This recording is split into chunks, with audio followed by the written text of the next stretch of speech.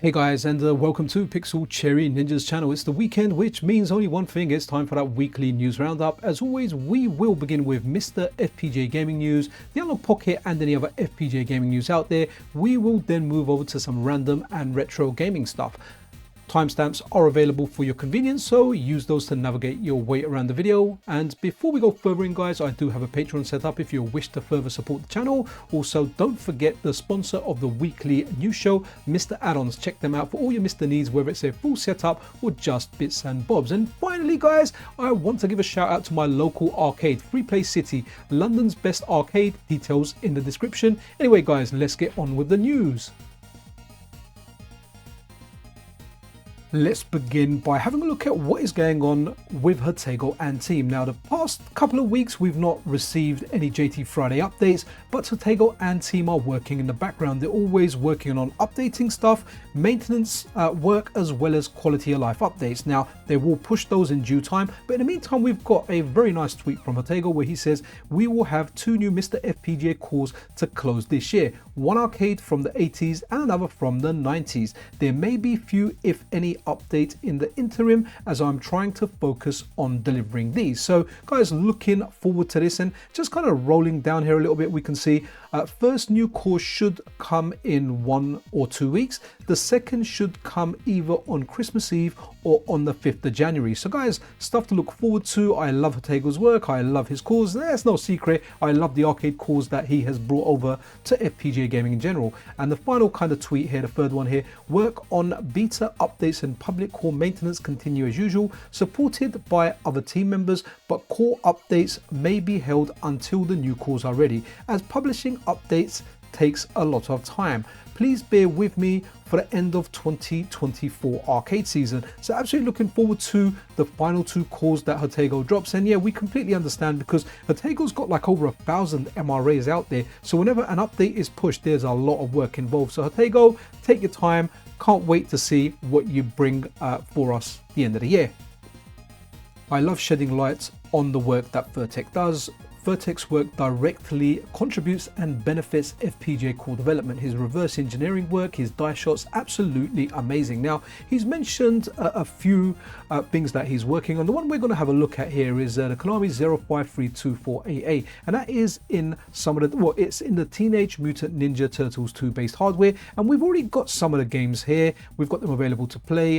Which one for sure? Okay, we've got Parodia Star, that's for sure, but there's some other good treats in the making. Looking forward to that. I know we've got Sunset Riders as well. Surprise Attack, that's kind of like Shinobi, but I prefer Shinobi. Now, this one here, Teenage Mutant Ninja Turtles 2, Turtles in Time, that's something I'm so looking forward to. And it's always the work that Furrtek does on many, many occasions. It just benefits core development in general. So a big shout out to Furrtek. Really do appreciate you and all the work that you do. And just having a look at the links he's providing, having a look at the detailed die shots. Now, I don't know what I'm looking at here, but in all honesty, I just like zooming in and out because I think it looks really, really cool, especially the way it kind of goes back together here. And we can do that for all of them. Now, I'll leave a link to this tweet. Check it out and zoom in for yourself and have a look. But yeah, big shout out to Furrtek, and I look forward to more cores coming over to the MiSTer FPGA, the CD, and the Analogue Pocket wherever possible.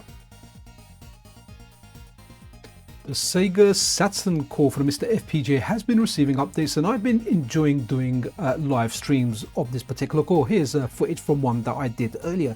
Now, the dual RAM currently has some advantages, especially when it comes to 3D fighters, but I know SRG 320 has been updating the single SD RAM version of the core as well. I strongly recommend that you try these cores out. They're not available via update tool. You would need to download a unstable version of the MiSTer operating system and grab an unstable version of the SEGA Saturn core from the MiSTer FPGA Discord. But guys, it's a lot of fun, and this core is just coming along so amazingly well. And that's why I always say, guys, MiSTer is king, man. Stuff like the Saturn, systems that I've never played before or never really played beyond just going to a video game store and trying it out. Like, I played the Saturn core a lot, and it's one of my favorite cores on the system. And honestly, if you're used to the Saturn, try it. If you're not used to the Saturn, there are so many great games on the system. I can't recommend this enough. Definitely try it out. Whilst on the subject of unstable cores and test builds, here's a stream that I did earlier of the Atari Jaguar core on the MiSTer. Now, this is a core that only works on a dual RAM setup. And guys, I never had any love for the Atari Jaguar, but I have to say, playing it on the MiSTer is a lot of fun. Here I am playing Alien vs Predator. Now I know this doesn't work for some people, but if you head over to the MiSTer FPGA Discord, over to the Atari Jaguar channel, check the pins there. There are different versions of the core. There's the reworked version that Grey Rogue has put in the test builds. Then in the Atari Jaguar channel, you've got like a tweaked version from Kitrinks. Yeah, she's tweaked it, so some games work on that. Electron Ash has also put a tweaked version up that gives you access to direct video, I believe. Hopefully I'm not wrong with that, but there are different versions of there. I've got all like versions of the core on here, and we ran them during the stream. And guys, I had no love for the Atari Jaguar, but I have to say, playing it now retrospectively on the MiSTer, it's a lot of fun, and that's why I enjoy doing these streams. Likely when there's another update, I'll do another stream, but yeah, the Atari Jaguar's quite a bit of fun. There's a whole bunch of like Atari ST kind of conversions that are working over on here, and I got to play like the Vectrex Star Wars game as well. But check this out, in order to get this, you will need an unstable version of the MiSTer OS and an unstable version of the core in the same manner that you would require for the Sega Saturn core. Try it out, it's a lot of fun, especially if you've got a dual ROM setup.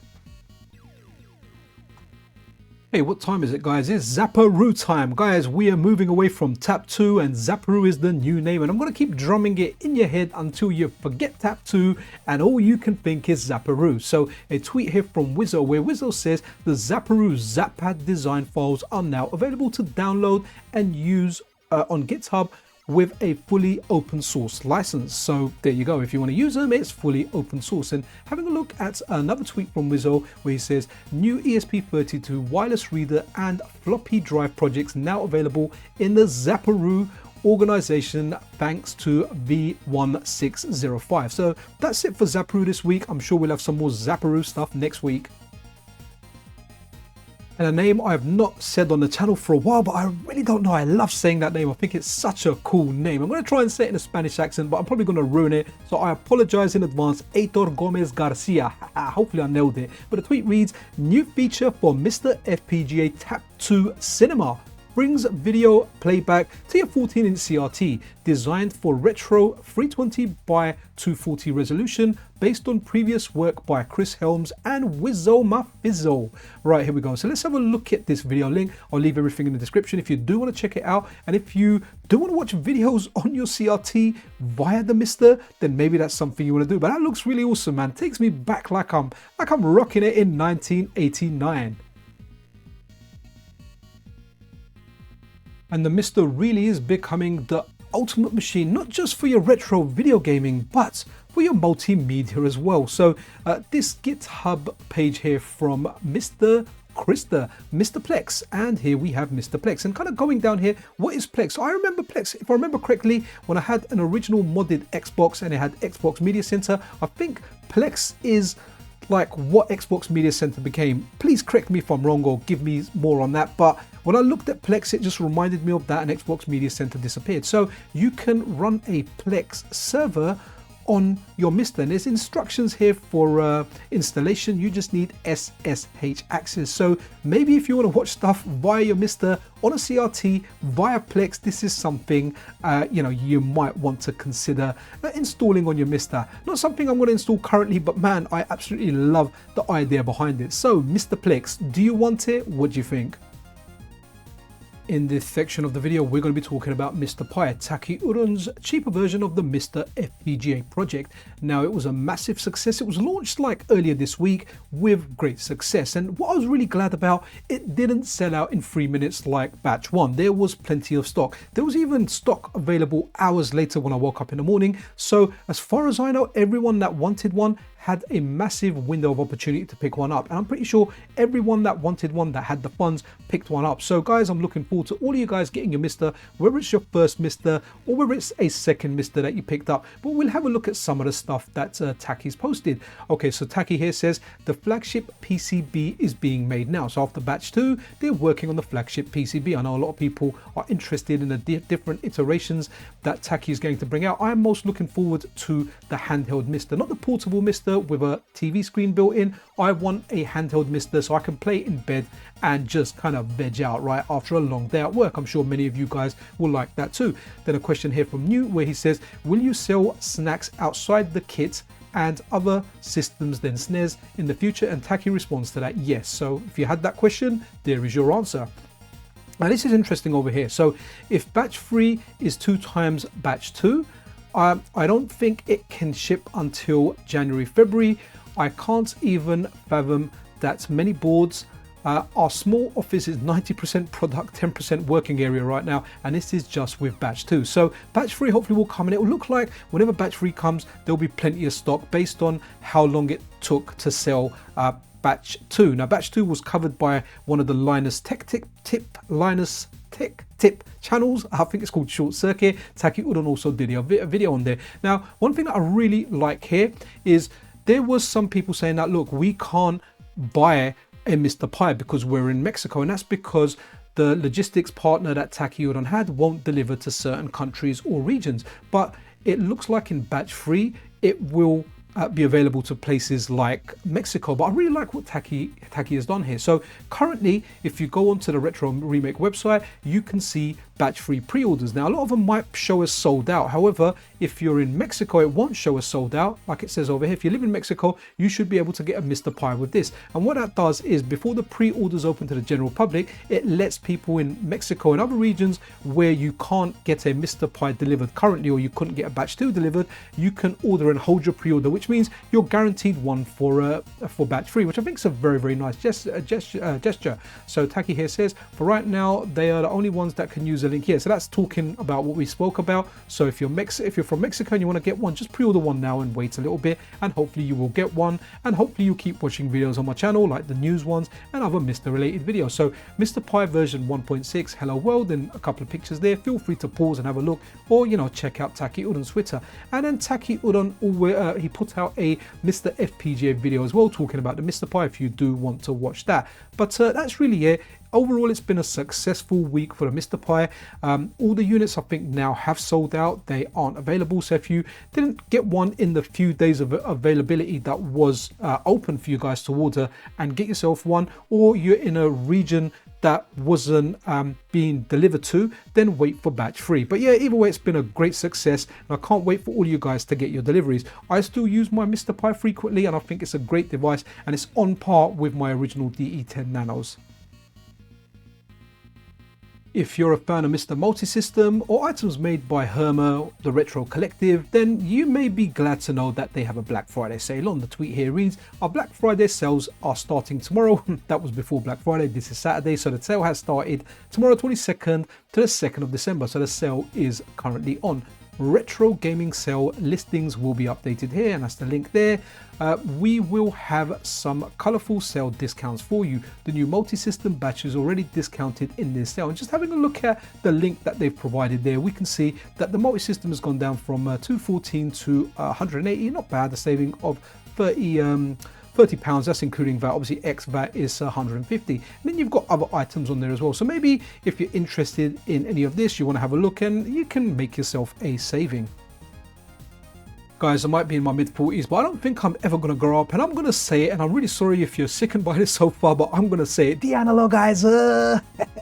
Time of the week. So Random Monk 3, the developer behind it, here says Analogizer researching new functionality, and it looks like a PlayStation and a PlayStation 2 controller, including like analog controls. And have a look at this tweet here. Random Monk 3 says Analogizer doing testing with SNAC PSX DualShock support with analog mode. Now I love the work Random Monk 3 is doing with the Analogizer, and currently this is the only way that you can output to a CRT directly from your analog pocket. So if you want to play on your CRT like that, and nice there with a bit of Tate mode, then you want to consider getting yourself an Analogizer. It's a great device.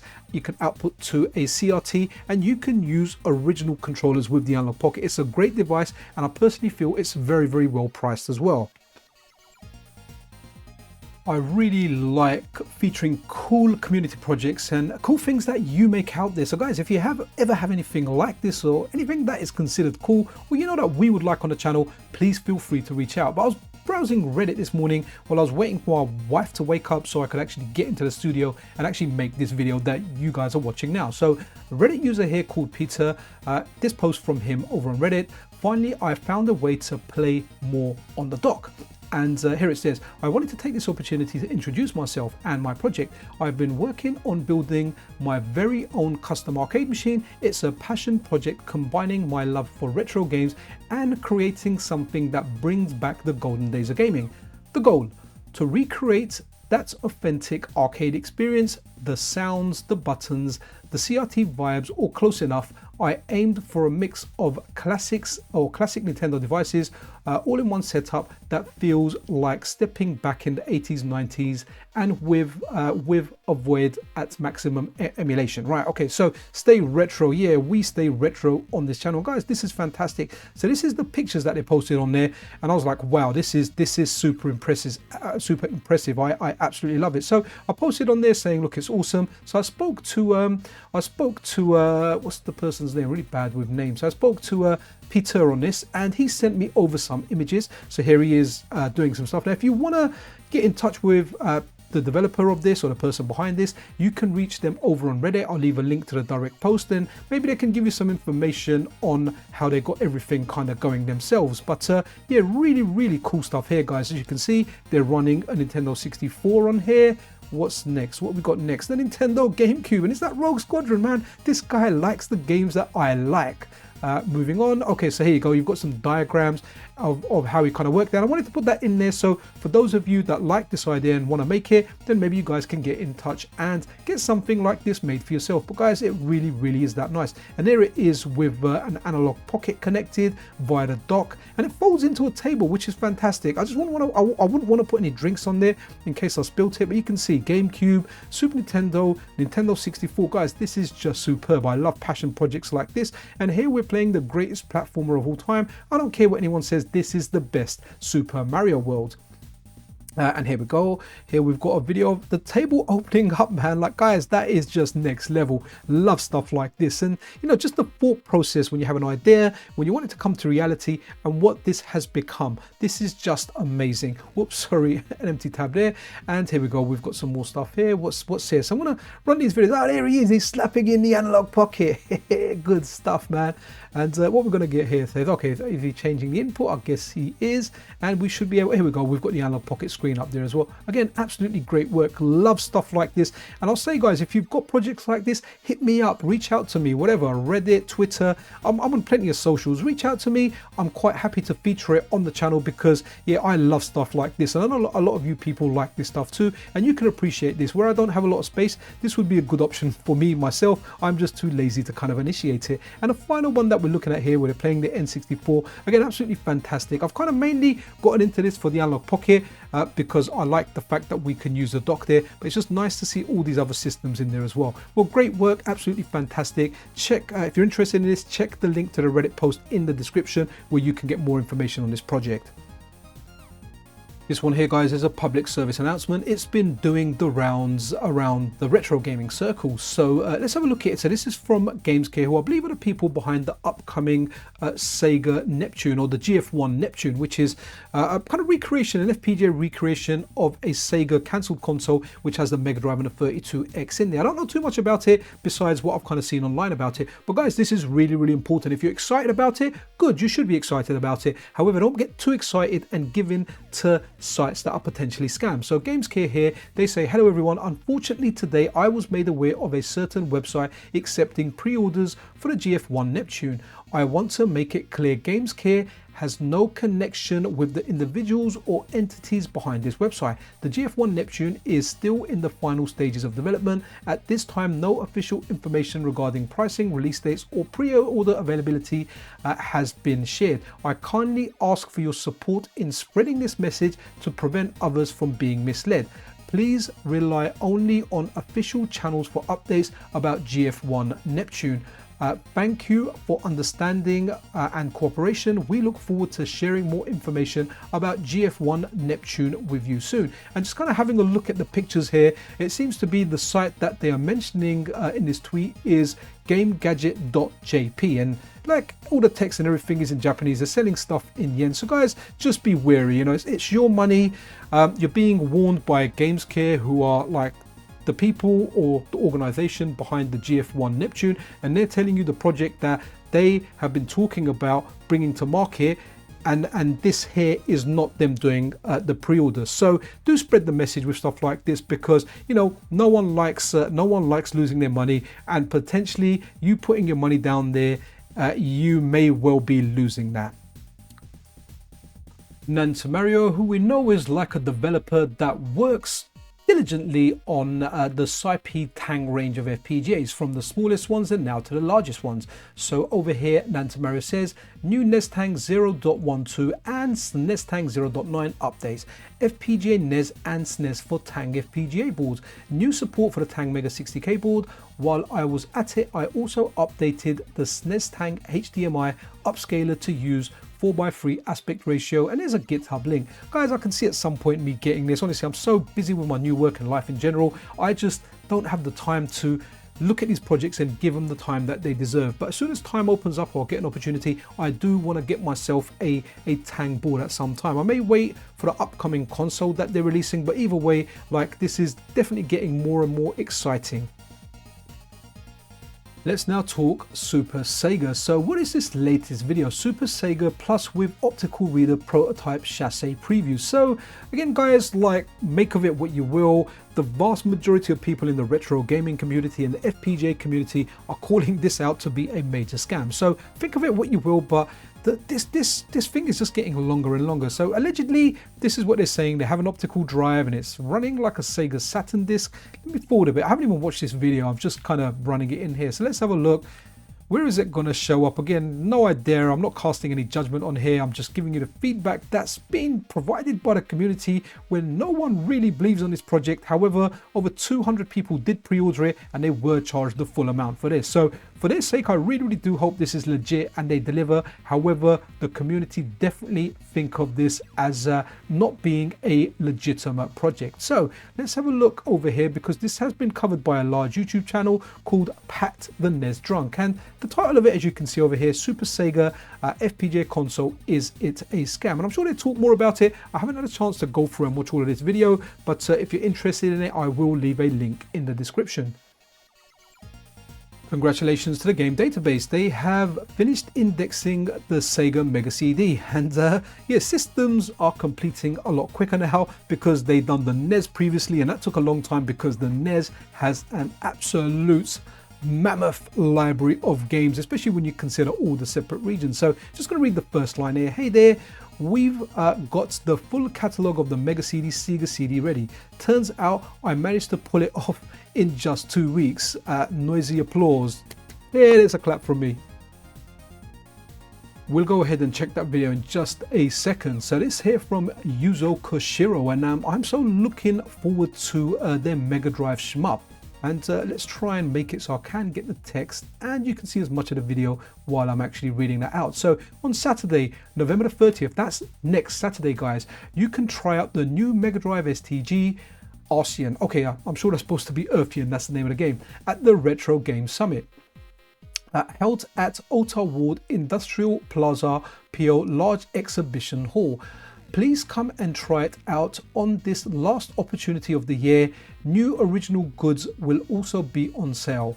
The video below is a full recording of stage 1. The pictures and sounds are all output from an actual Mega Drive machine. So guys, sorry you're not going to have sound because I filmed these without sound and I put on an overlay, but just looking at it, man, it just looks amazing. I'm so looking forward to this, and this is coming out in 2025, I think. So do you know what, this automatically is a contender for Game of the Year. I mean, darn, look how good it looks, and it's running on a Mega Drive, man. It just captures that arcade shmup vibe so darn well. And the Mega Drive definitely had more arcadey games, especially compared to the SNES, which was, well, the Mega Drive and SNES were the main competition for one another. I like the SNES, I also like the Mega Drive, but man, this game looks darn good.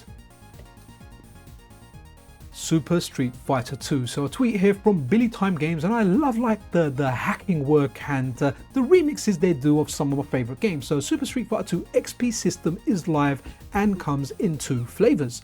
Level up your character as you gather experience fighting opponents, or level up the competition as you progress through the tournament for an added challenge. So if you want to give your copy of Super Street Fighter 2 on your Mega Drive, A Lease of New Life, you can do so. So in that tweet, you'll find a link to ROM Hack Plaza. ROM Hack Plaza seems to be the place where you can best get patch files to patch up your favorite games and run these ROM hacks. So might be something you want to check out. Haven't checked it out yet, but it's definitely interesting, and that's why I featured it in the weekly news video.